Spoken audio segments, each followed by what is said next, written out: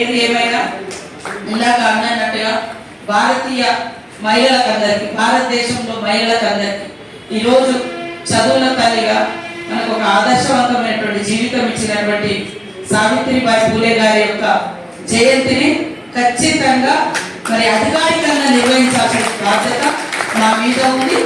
దీన్ని మేము ఖచ్చితంగా సీఎం రేవంత్ రెడ్డి గారికి మా క్యాబినెట్ లో కూడా ఈ అంశాన్ని తీసుకెళ్తానని ఈ సందర్భంగా తెలియజేస్తా ఉన్నాను.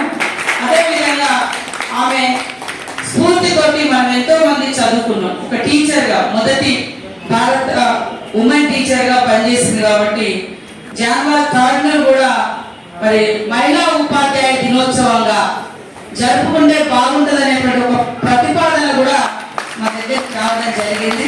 ఈ రెండు అంశాలను ఉమెన్ టీచర్స్ డేగా నిర్వహించుకోవడం కోసం అధికారిక కార్యక్రమంగా నిర్వహించడం మూలంగా సావిత్రిబాయి పూలే గారి యొక్క జీవితము అందరికీ తెలియనటువంటి వాళ్ళకు తెలియజేస్తాం. కొంతమంది ఏంటంటే చరిత్రను మర్చిపోతారు, చరిత్రను తమకు అనుకూలంగా మార్చుకుంటున్నారు చాలా మంది. కానీ చరిత్రగా ఉంటుంది. మనం మర్చినంత మాత్రాన అది మన మైండ్లో పెట్టుకోలేము, కానీ చరిత్రను మనం మార్చలేము.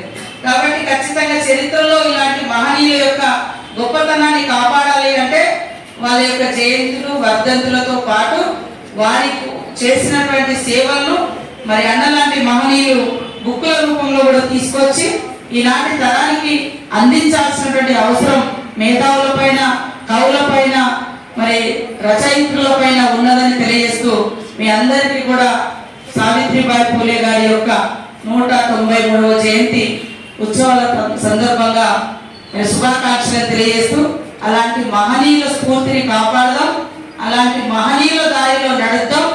భవిష్యత్తులో అలాంటి మహాతల్లులు పుట్టి ఈ దేశాన్ని